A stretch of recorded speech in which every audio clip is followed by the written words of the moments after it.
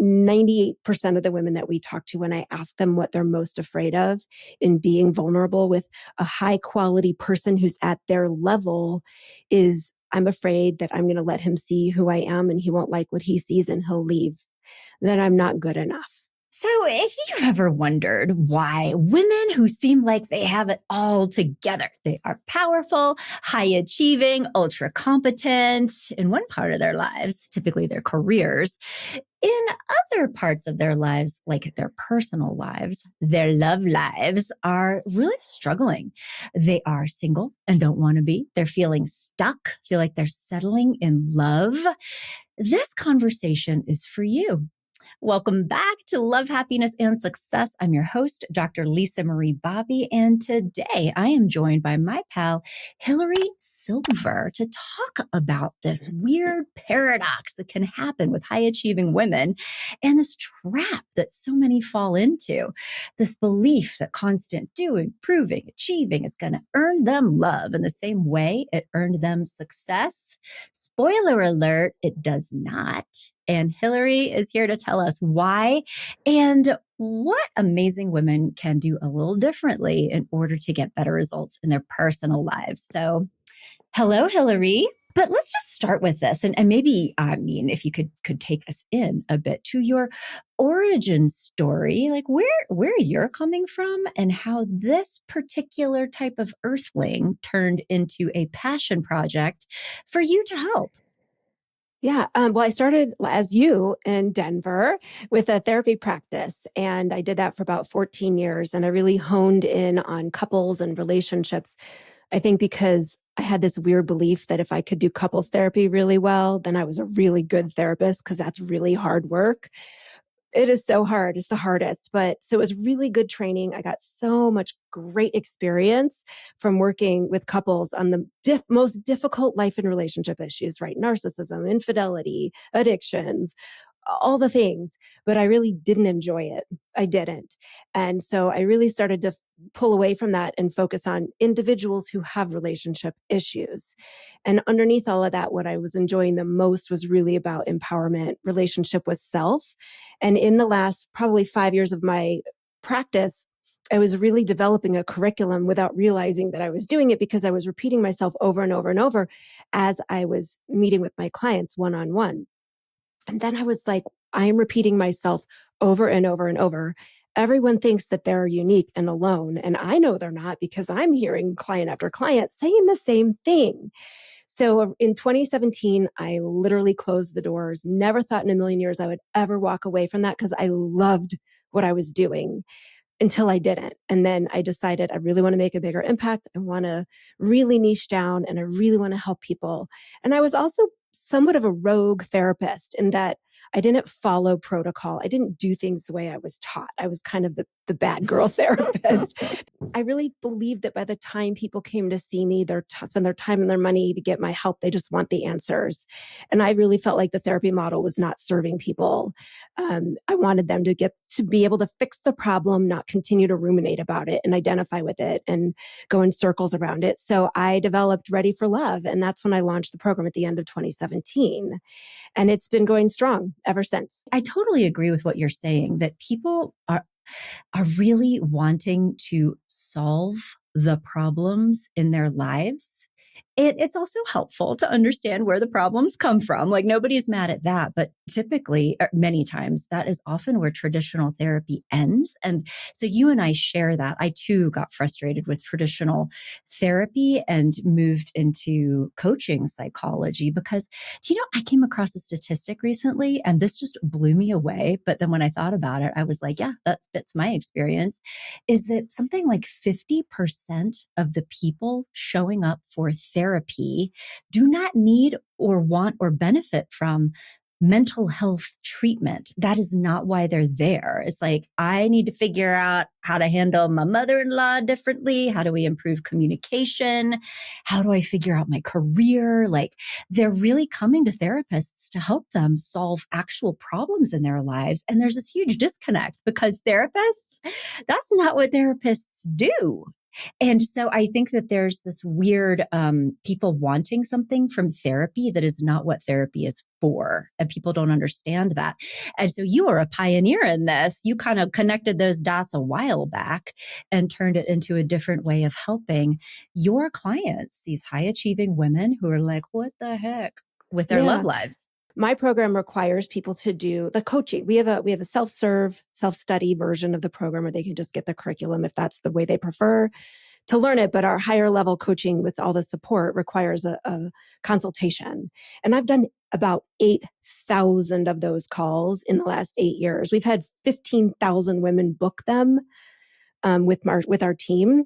So I have a lot of like data in my mind. It's not, unfortunately, I haven't been scientific about tracking it all, but they all say that they go to therapy looking for, solving the problem, and they end up just going in circles and it's aimless. So they go to therapy and the therapist is like, well, what are we talking about today? And it puts all the responsibility on the client to know where they're going and what they need. And I just say, in this case, I'm in charge. I know what you need. Just let me guide you through the process. Just receive what it is that I have to help you, and you will get the result. And they're not paying me for sessions or time. We're contracted to get the result. And on those calls, those initial calls, we are talking about what is it that you want to get out of this? Who do you want to be at the end of this? And so you're not paying for sessions or time or whatever. It's an investment in who you want to become. And that's what we deliver. Okay. So Yeah. with that all in mind, so, so you have a special heart for helping a certain type of woman. And I would love to just get your insight into what is really going on. And particularly, like who we're talking about are women who are these dynamos. I mean, competent, organized, look good, sound good, like all the things. But there's this internal part frequently around like connection that just isn't working. Just take us into this. What's going on? Yeah. I mean, there's a lot of variables, right? It's never just one thing because psychology and relationships are both extremely complex. But I find a number of things are happening. And when you see that woman on the outside and it looks like she's got her life together, often high achieving women secretly struggle with low self-worth and low self-esteem. You might not think it because of how she conducts herself in her life. She's got friends and a great social life or civic life or a great success in her career. And by the way, if this is happening for those women at that executive level, doctor level, lawyer level, it's happening for most women. I just love women. I think women are dynamos, but we are our own worst enemy most of the time. And so when you see women who are kind of at the top of the ladder, so to speak, um, most of them have gotten there. Not all of them, obviously. I don't want to speak in absolutes, but many of them have gotten there because there's a secret subconscious driving force underneath it all. I need to prove myself. I need to prove I'm worthy, prove I deserve this, prove that I'm enough, prove that I'm smart, prove that I'm capable, I'm significant. See? And that is an old, old wound going all the way back to when we were little and we didn't feel seen or important. We didn't get our needs met. We weren't loved.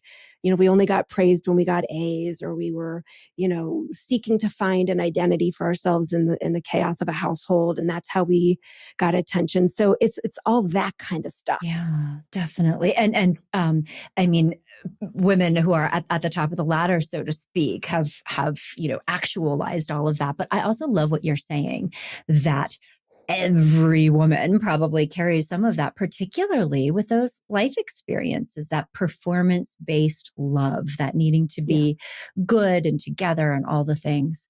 And that can turn into this then like drive to please, to perform.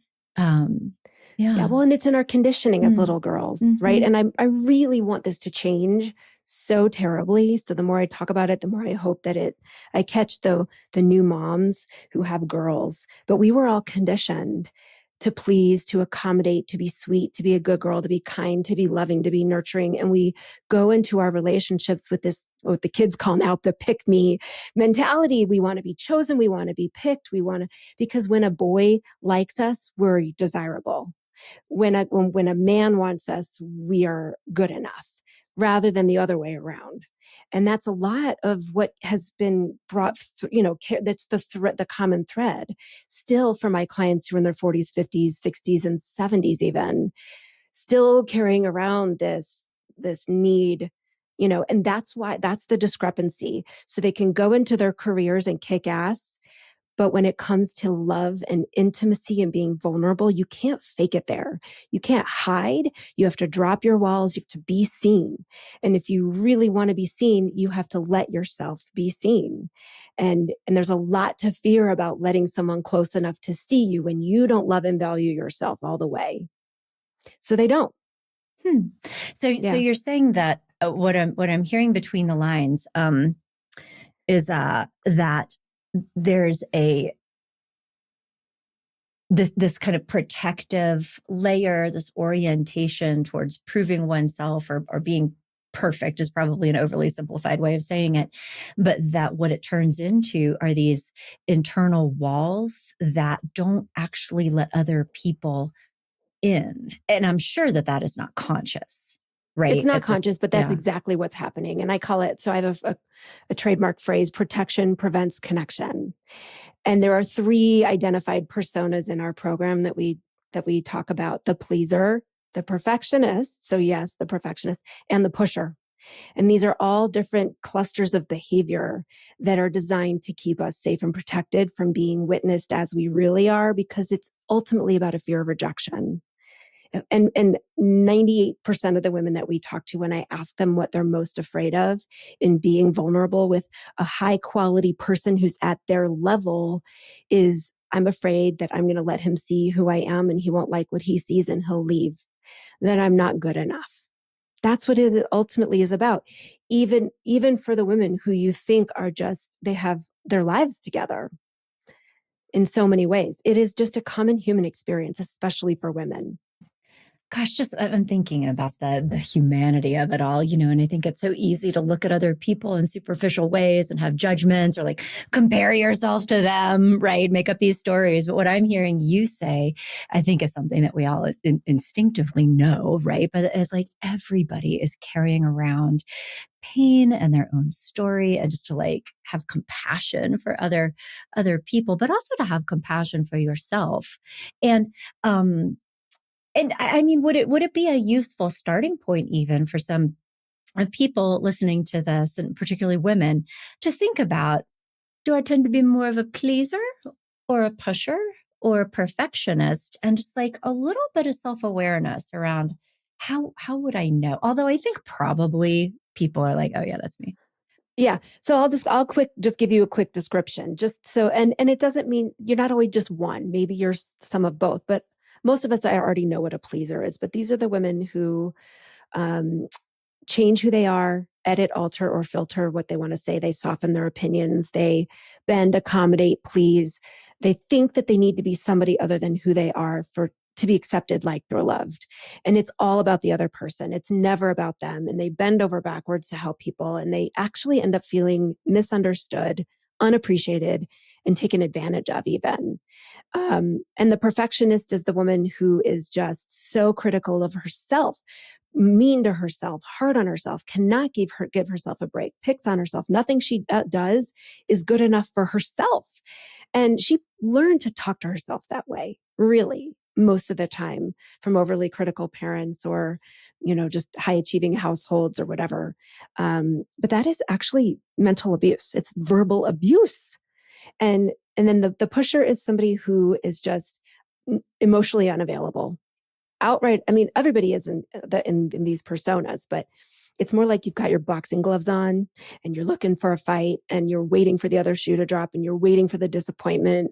And so you're that cool, aloof girl who just can't, unflappable, what those old books said, you have to be a bitch to get a good guy, right? That's what this looks like. Those girls that come off hard. Maybe they get you're intimidating kind of feedback, but it's all just designed to protect our tender little hearts from getting hurt. It is just armor, and none of it is effective, because at the end of the day, we end up creating the very rejection we're so desperately trying to avoid with these behaviors. And I would imagine that each of these different ways of self-protection tend to create different types of relationship dynamics. And I wonder if you could give some examples of like what you've seen women unintentionally create in their lives because of that. People who are people pleasers often have this need to be needed. And so when you have a need to be needed, you're going to attract people who need you because you're getting something out of it. And then that looks like, like if you imagine a puzzle piece, where there's this like concave bit, you're going to attract the people who have the protruding bit that fit. And so people pleasers often end up with narcissistic personalities. Yeah. And it's a symbiotic relationship.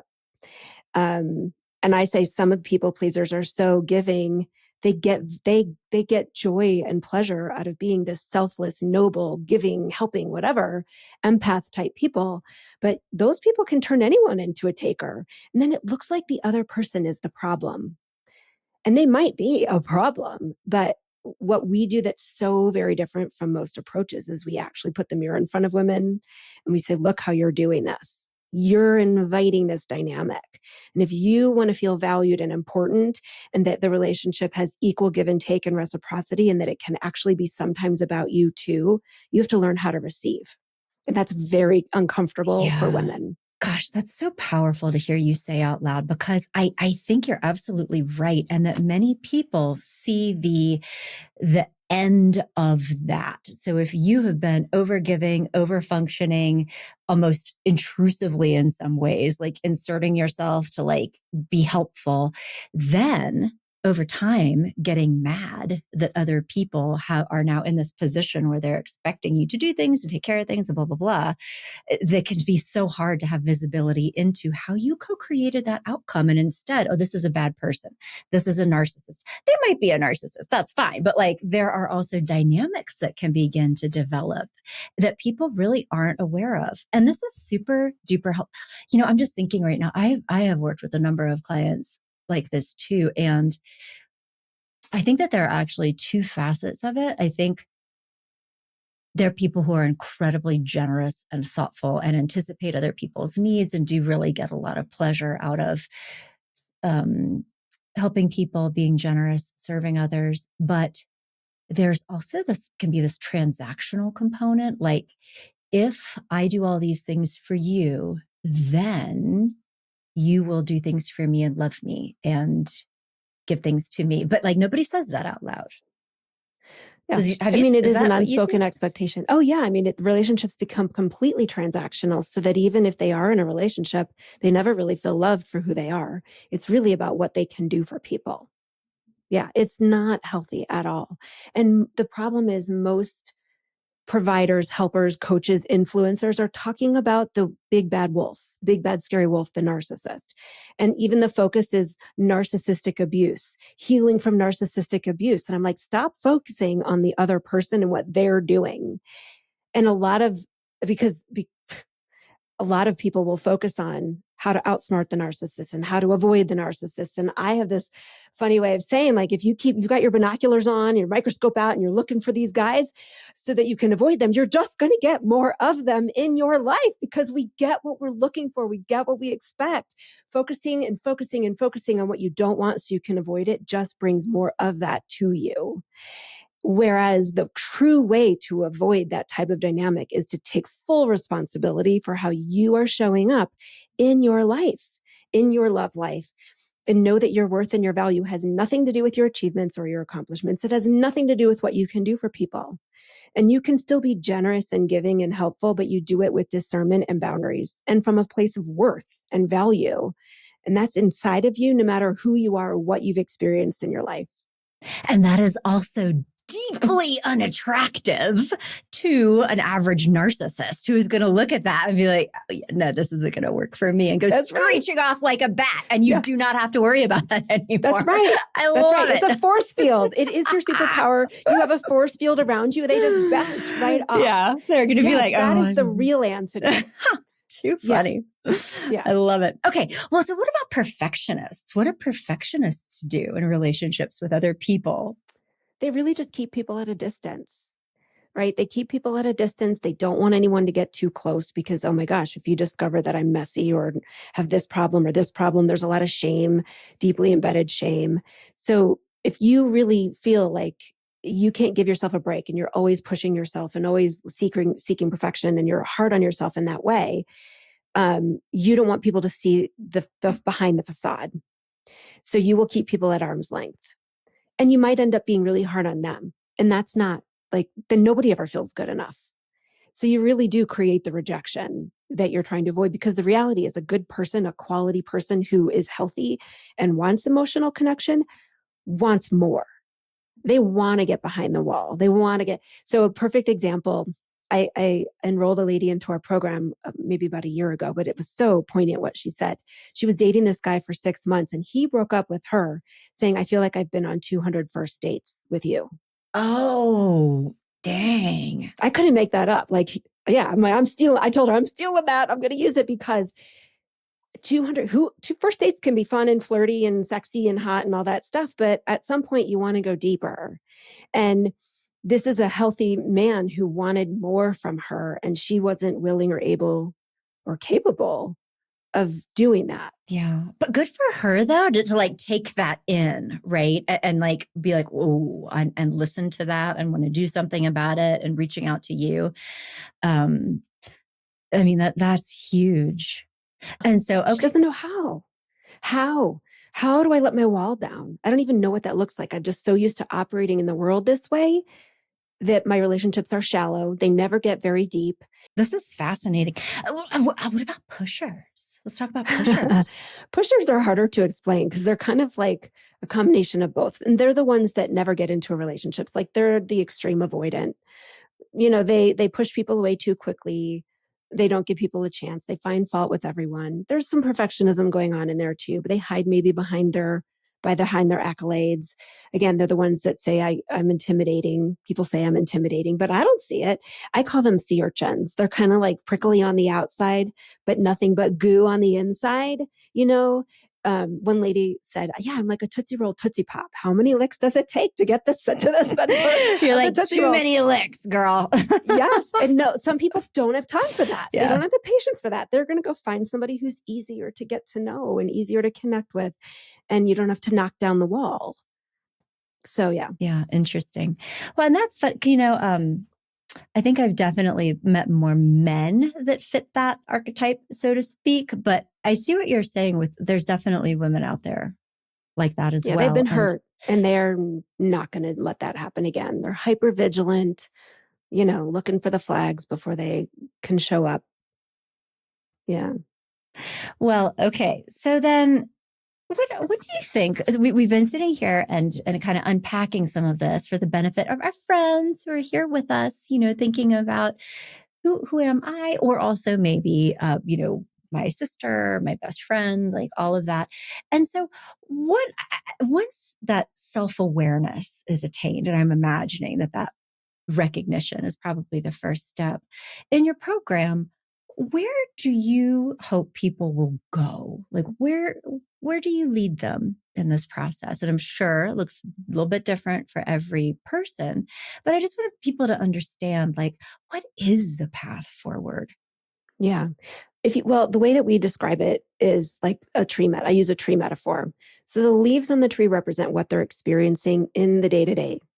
And it seems like that's what the problem is. I'm not attracting anybody I'm interested in. I keep getting ghosted. I'm on the apps and nobody's messaging me, or too many people are messaging me, or, all of the stuff that they're running into that is really painful, or relationships like we just talked about. I don't feel ever loved and I'm always taken advantage of, or it's always with a narcissist. Those types of things really feel like the problem, but it's actually not.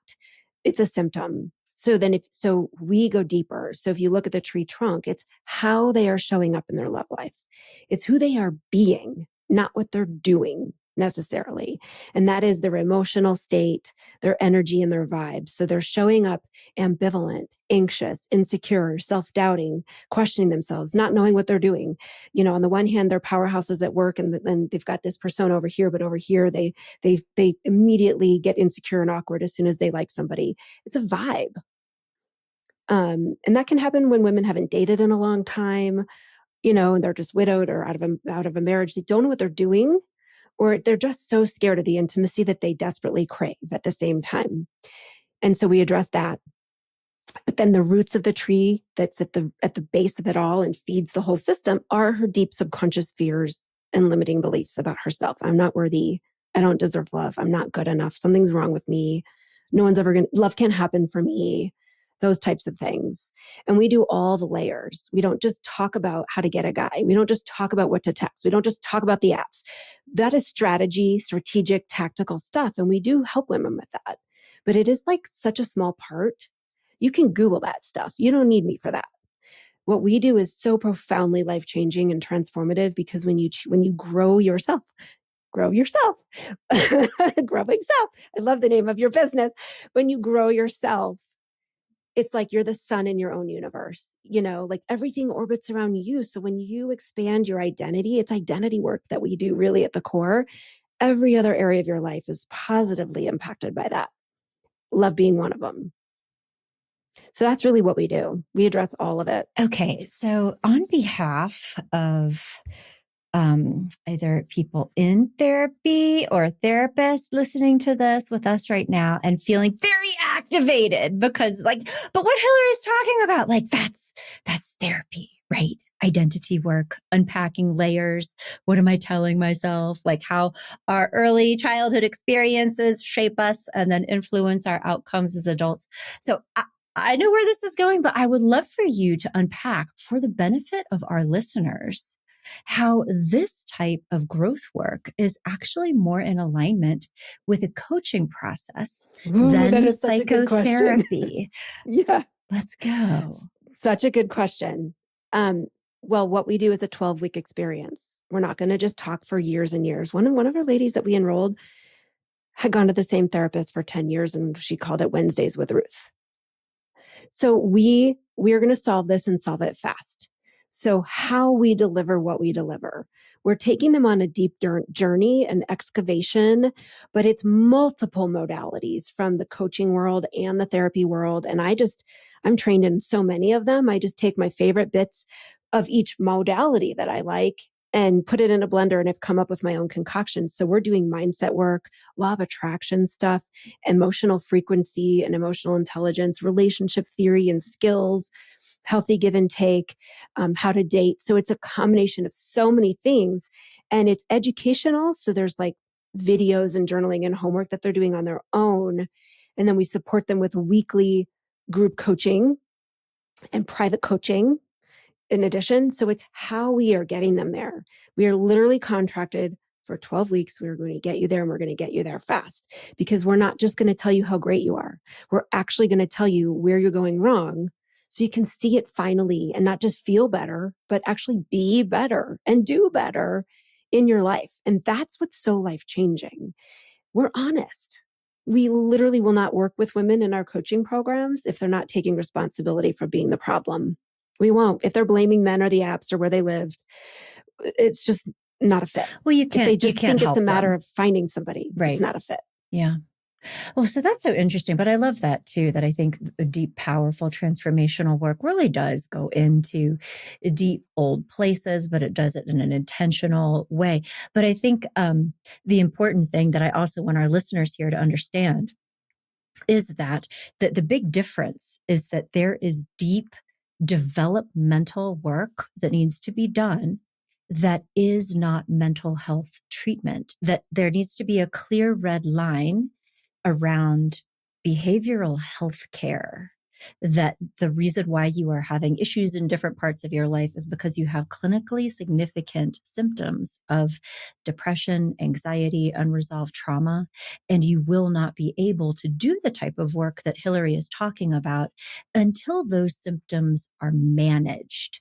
And then a coaching approach can help you. And I think it's very important for people listening and being like, oh, that sounds good, to also be doing a little bit of self-discernment, because we need to have clear lines. And so what Hillary is describing is an approach that works really well for people who are fundamentally healthy and functioning well on a lot of different domains. But if there's other stuff going on that requires like a healthcare approach, you need to be aware of that and not get confused. And so I think to do self-assessment, and Hillary, I'm sure you also have some of this in your program, because while 50% of people who show up for therapy don't need treatment, it's also true that a solid 25 to 50% who are showing up for life coaching do actually have psychiatric symptoms and aren't going to benefit from coaching. And so there's this whole like assessment piece that can be challenging to sort through.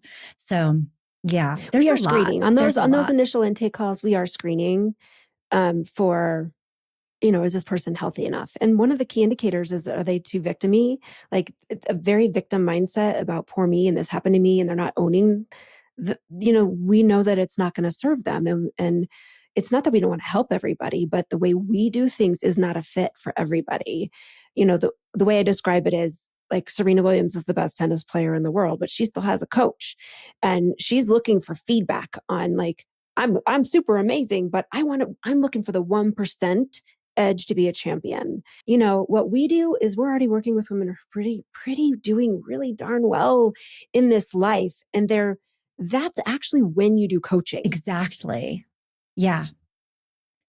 Yeah, no, this is great, but I think so important for people to understand and also do that self-assessment, because if you're really like not okay, not sleeping, not eating, can't get out of bed, blah, blah, blah, like you need to get to that foundational level, because this type of coaching that Hilary and I are talking about is, what's the right way to say, going to rough you up a little bit. I mean, it's going to be challenging, and to take ownership and personal responsibility and be like, oh yeah, I guess I do that. Like that is actually hard work.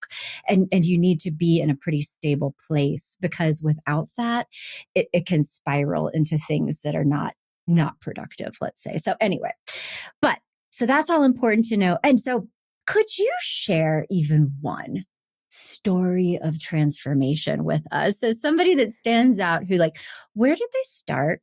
What happened? And where did they wind up because of doing this work? Because I want to leave people with hope. Oh my gosh. I was like, my mind is spinning, and I get to work with the most amazing women in the world. So that is a hard question for me to pick just one, but I'll start with Lori, because I worked with her as a therapist before I quit my practice. I helped her when she and her husband were struggling. Then I helped her through the divorce and when she, was trying to get through all of that. And then years later, she came to do my program. And one of her big challenges was uber people pleasing. She was really afraid of getting into another relationship because she was afraid she would lose herself again and really important parts of herself, her faith being one of them. And I remember her clearly saying to me, if I don't have to show up and be my full self and kind of take leadership of myself, then the failures aren't mine. I don't have to take responsibility for the failures. She's like, but then I also don't get to like celebrate the wins because they're not mine either. So she was really having struggle, just really putting her full authentic self out there in the world. Well, she did the program. She's referred lots of people to the program. She is now married to the most amazing man. They, had this beautiful wedding and they have this great life. And now she's actually running for public office, which is the most like put yourself out there type It takes a role, lot of right? strength. It Yeah. does. Like people criticize you and scrutinize you, and you have to put it all out there. Talk about you have to be authentic, so I love her transformation. I'm going to have her on my podcast at some point soon. So yeah, another woman, Domonica, like powerhouse, 30-year attorney for an oil company in Texas, perfectionist. She's also going to be on. So I feel like it's safe to talk about them. She's on my website too. Total perfectionist, had never really been in a long-term relationship at all in her late 50s. Could not just give herself a break enough to be her real authentic self in a relationship. She's now married to a judge I mean, it is just the best when women can get out of their own way. It's just let love in. Stop blocking it. We are our own worst enemy. We are our own obstacle. It takes a lot of courage to say I'm the problem, but really I call it the bitter pill and the magic pill. It's the bitter pill to say you're the problem, but it's the magic pill if you're willing to swallow it. You're the solution too. It can happen. You can have whatever you want. You just have to decide you want it and you're willing to do what it takes to just get yourself out of your own way. Mm. What an inspiring message and an inspiring conversation. And I'm sure everybody that we're hanging out with right now is just like, I need more Hilary in my life. So tell us, where can they go to learn more about you? Check out your podcast, your program, obviously. Like, tell us more. Yeah, the hub. I mean, The obviously, my hub, website the will command have all the center. links. Yeah, it has Ready for Love Inc. INC, readyforloveinc.com. There, you can find my podcast there. You can find information about our DIY programs. We have like smaller priced programs that are self-study. We have mid-range and high-level coaching programs. So it's all there on the website. Well, this is great, Hilary. Thank you so much just for spending the time, but also, I feel like you kind of lifted back the curtain and let us all kind of peek in. And I think many moments of recognition were had, but also an understanding of what it really takes to change this and why it is so important to do this work. So thank you again for showing up with so much generosity. Thanks for having me. It was really fun.